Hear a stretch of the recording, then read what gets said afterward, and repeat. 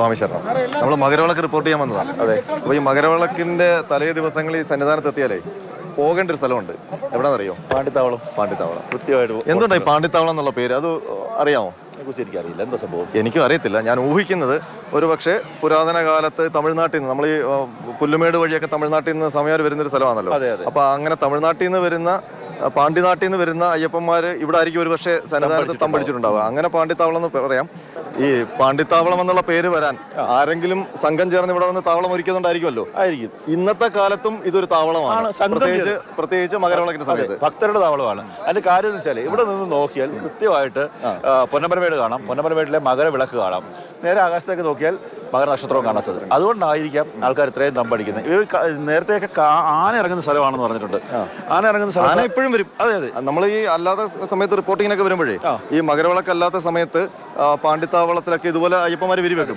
അവരുടെ ഇടയിലേക്കൊക്കെ ആന വന്ന് അയ്യപ്പന്മാര് വിരിയൊക്കെ ആയിട്ട് മാറി നിൽക്കുന്ന സിറ്റുവേഷൻ ഒക്കെ കണ്ടിട്ടുണ്ടാവും. പണ്ട് ഇവിടെ കുറച്ചു കാലം മുമ്പ് ഇവിടെ കടകളൊന്നും ഉണ്ടായിരുന്നില്ല. അവിടെ നിന്നൊക്കെ ഈ പർണശാലകൾ കെട്ടി രാത്രി ആൾക്കാർ കിടക്കും. അവരത് എടുത്തോണ്ട് ഓടേണ്ട അവസ്ഥയുണ്ട്. മകരവിളക്കിന്റെ തലേ ദിവസങ്ങളിൽ പാണ്ടിത്താവളത്തിലെ ഒരു അന്തരീക്ഷം അതീവ ഭക്തിസാന്ദ്രം എന്ന് പറയാം. മാത്രമല്ല വേറൊരു അമ്പലങ്ങളിലും ആധ്യാത്മിക കേന്ദ്രങ്ങളിലും കാണാത്ത ഒരു രീതിയാണ് ഇവിടെ, അല്ലേ? മാത്രമല്ല അവിടെ ഭജന കേൾക്കുന്നുണ്ട്. നമുക്ക് ആ ഭജന സ്ഥലത്തേക്ക് പോകാം. ഗണേശ ശരണം ശരണം ഗണേശ, ഗണേശ ശരണം ശരണം ഗണേശ, ശരണങ്ങൾ വിളിക്കുമ്പോൾ വരണം ഗണേശ, ശരണങ്ങൾ വിളിക്കുമ്പോൾ വരണം ഗണേശ, ശരണങ്ങൾ വിളിക്കുമ്പോൾ വരണം ഗണേശ, ശരണങ്ങൾ വിളിക്കുമ്പോൾ വരണം ഗണേശ. ഓം സ്വാമിയേ ശരണയ്യപ്പോ, കനിമൂല ഗണപതിയേ ശരണയ്യപ്പോ, ഹരിഹര സുധനേ ശരണയ്യപ്പോ. 41 ദിവസം വ്രതം എടുത്തോ കന്നിസ്വാമി? എടുത്തു. എങ്ങനെ ഉണ്ടായിരുന്നു വ്രതമൊക്കെ എടുത്തിട്ട്? വൃശ്ചിക 1 മാലയിട്ടു. വൃശ്ചിക 1 മുന്നേ 3 ദിവസം നോമ്പായിരിക്കും. വൃശ്ചിക 1 തീയതി മാലയിടുമ്പോൾ ഞങ്ങൾ 3 ദിവസം നോമ്പ് കൂടിയാണ് മാലയിടുന്നത്. അപ്പൊ അതിന് മുന്നേ 2 ദിവസം ഞങ്ങൾ നോമ്പ് എടുത്തിരിക്കും. വീടൊക്കെ വൃത്തിയാക്കി നോമ്പ് വൃത്തിയാക്കി വീട്ടിൽ നിന്ന് ഞങ്ങൾ വീട്ടിൽ പറ്റാത്ത സമയത്ത് ഞങ്ങൾ അമ്പലത്തിൽ തന്നെ കിടക്കും. മകരവിളക്ക് കണ്ട് ഇവിടുന്ന് ഭക്തന്മാർ സ്വാമിമാർ തിരക്ക് കമ്മിയായി പിന്നെ ഞങ്ങൾ ഇവിടുന്ന് ഇറങ്ങി പോകാറുണ്ട്. സന്തേനം കുങ്കുമം എങ്കെ മണക്കുത്, ശബരിമല അയ്യപ്പനിൻ മേലെ മണക്കുത്. സന്തേനം കുങ്കുമം എങ്കെ മണക്കുത്, ശബരിമല അയ്യപ്പനിൻ മേലെ മണക്കുത്. ഗുണ്ടുമല്ലി പൂ പൂത്ത് എങ്കെ മണക്കുത്, ഗുണ്ടുമല്ലി പൂ പൂത്ത് എങ്കെ മണക്കുത്. നമ്മെ ഗുരുസ്വാമി അവർ മേലെ മണക്കുത്, നമ്മെ ഗുരുസ്വാമി അവർ മേലെ മണക്കുത്.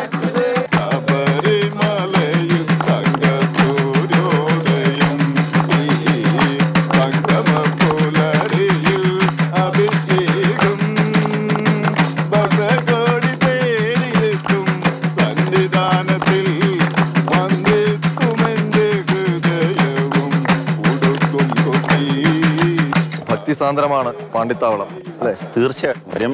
നമ്മൾ കണ്ടില്ലേ ഇപ്പോഴത്തെ സ്വാമിമാര് 16 വർഷമായിട്ടൊക്കെ വരുന്ന ആൾക്കാർ കൃത്യമായിട്ട് വന്ന് അവിടെ തമ്പടിച്ച് പർണശാലകൾ കെട്ടി ഭജന പാടി കാത്തിരിക്കുക. മകരവിളക്ക് എന്ന് പറയുന്ന സമയത്ത് നമുക്ക് എങ്ങനെ ഇവിടെ വരണം തോന്നുന്നു. അതെ അതെ. എല്ലാ വർഷവും നമ്മൾ മകരവിളക്കിന്റെ ദിവസം കാത്തിരിക്കും ഇവിടെ റിപ്പോർട്ട് ചെയ്യാൻ വരാൻ വേണ്ടി. ഗുരുർ ബ്രഹ്മ ഗുരുർ വിഷ്ണു ഗുരുർദേവോ മഹേശ്വര ഗുരു സാക്ഷാൽ പരബ്രഹ്മം തസ്മൈ ശ്രീ ഗുരുവേ നമഃ.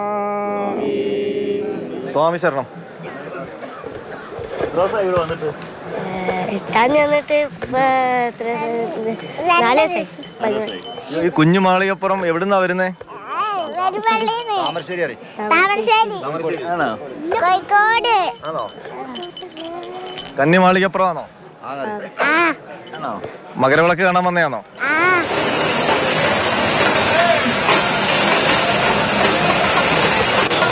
മാളികപ്പുറം എവിടുന്നാ? നമ്മള് അട്ടപ്പാടി 12 വാർഡ്. ആദ്യമായിട്ടാണോ മകരവിളക്കിന്?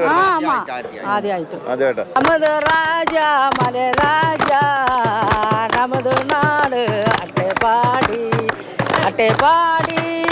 நாடுவே சபரி மேலே மகரே விளக்குவோ லாலே லாலே லாலே ലാലേ ലാലേ ലാലേ.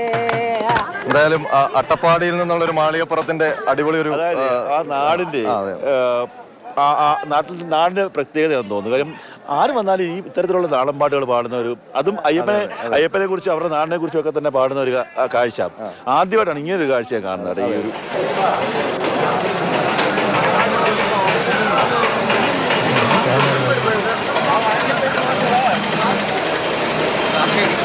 കണ്ണസ്വാമി, രാത്രി വൈകുകയാണ്.